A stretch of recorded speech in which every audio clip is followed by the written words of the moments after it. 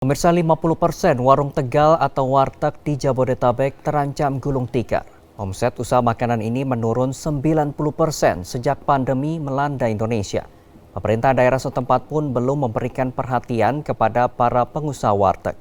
Berikut kami hadirkan perbincangan bersama Ketua Komunitas Asosiasi Warteg Nusantara, Mukroni.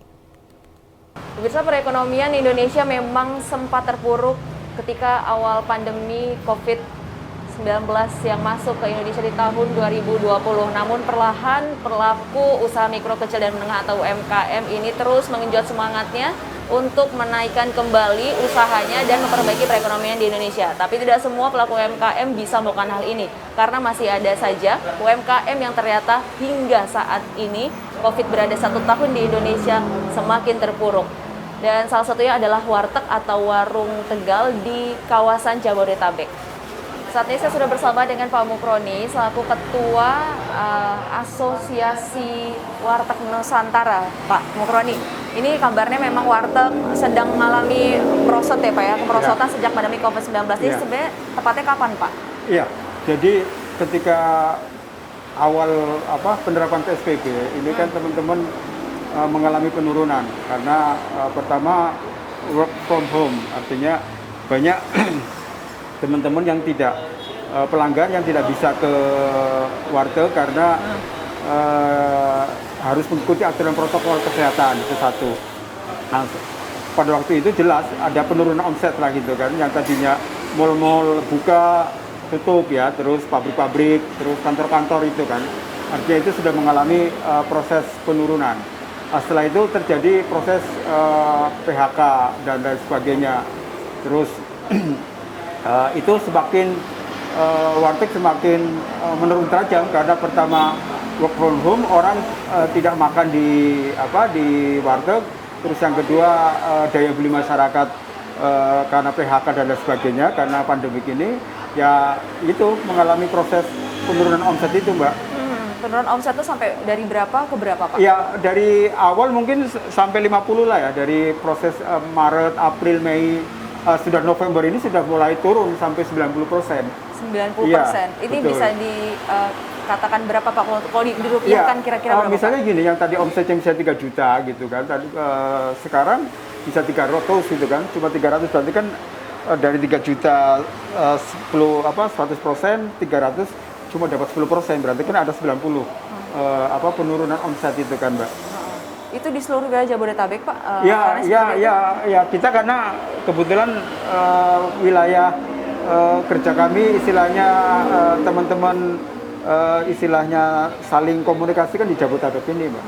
Mengalami proses penurunan omset itu. Tapi waktu itu ada nggak sih Pak warteg yang kan memang identik dengan makan di tempat ya Pak ya? Ya. Nah kemudian apakah waktu pandemi itu warteg melakukan kayak take away gitu Pak untuk dibawa pulang ke rumah? Iya, ada juga. Cuma kan mohon maaf, pelanggan warteg-warteg ini kan budaya untuk saling ngobrol itu kan di antara teman-teman, antar pelanggan dan pemilik atau istilahnya pengelola itu kan sudah menjadi suatu budaya yang sudah patronnya kan sudah melekat gitu kan, emosional gitu kan. Jadi memang ada juga, cuma ya akhirnya kan banyak orang saya tidak usah membungkus lah karena memang nggak bisa gitu kan makan di tempat gitu kan. Nah, ini juga jadi persoalan juga karena untuk mengkikis atau menghapus budaya kayak gini kan tidak segampang kita membalikkan tangan gitu kan, Pak.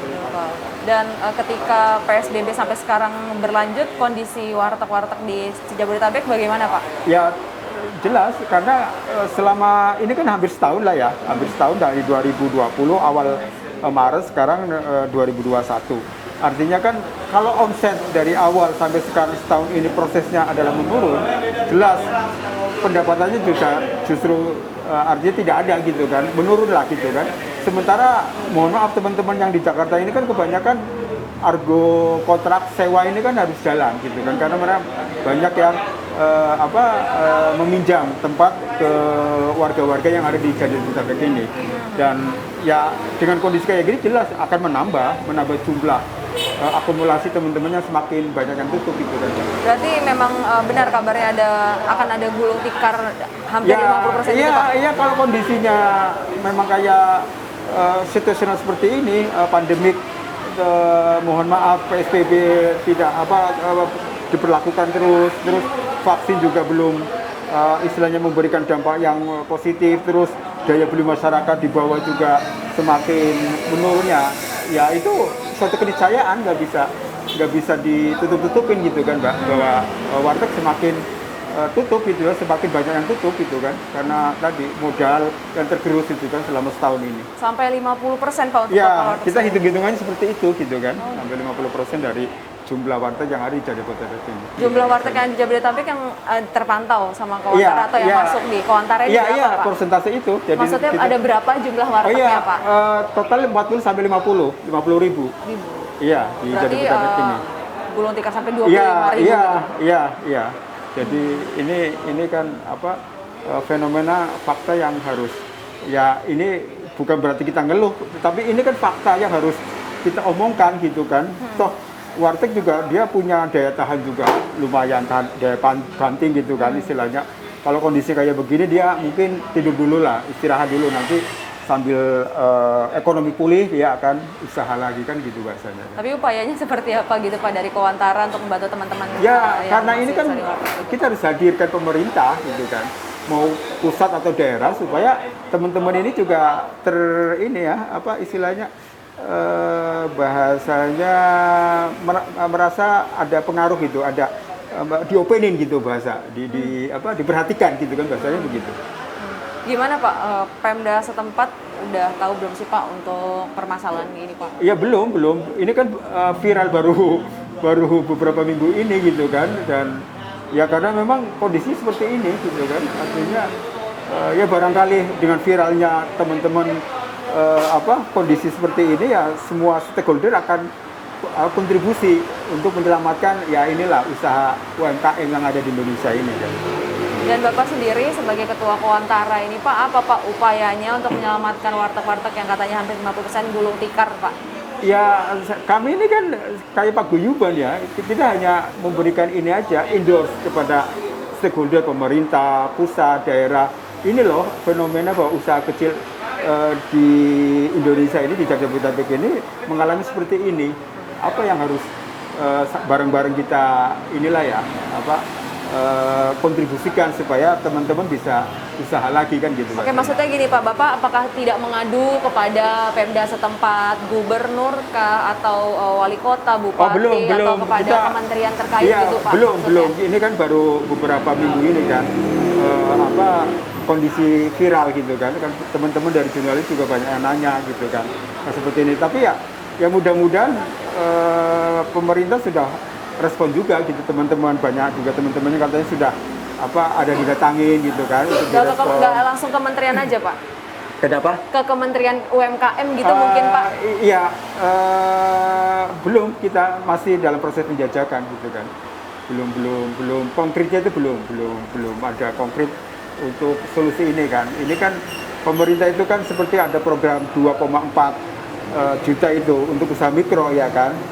Tapi itu kan tidak menyasar ke warteg, karena warteg kan hitungannya kan sudah puluhan juta gitu kan, yang sudah ada kolaborasi kerjasama dengan perbankan untuk permodalan dan lain sebagainya. Sementara mikro 2,4 juta itu adalah menyasar adalah usaha-usaha mikro, usaha-usaha kecil gitu yang belum tersentuh oleh perbankan kan gitu Pak. Tapi Bapak ada prediksi nggak Pak ketika kasus ini menjadi viral gitu baru ada perhatian dari Pemda?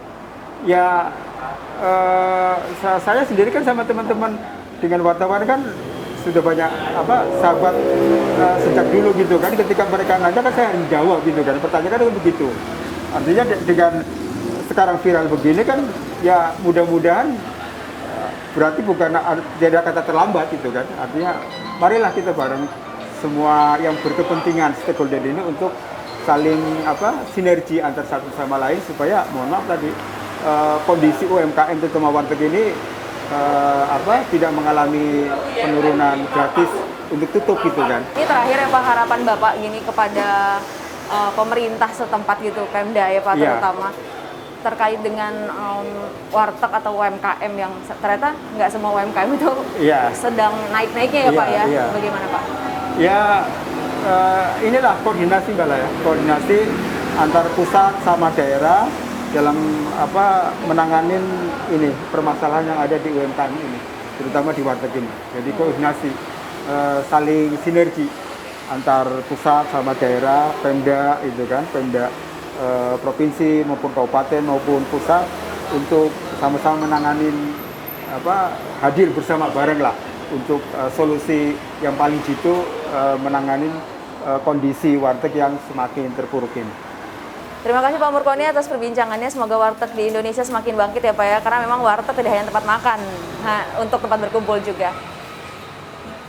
Demikian perbincangan kami dengan Pak Murkoni selaku Ketua Asosiasi Warteg Nusantara. Leo Vina Putri, Agus Sofian, Jawa Post TV.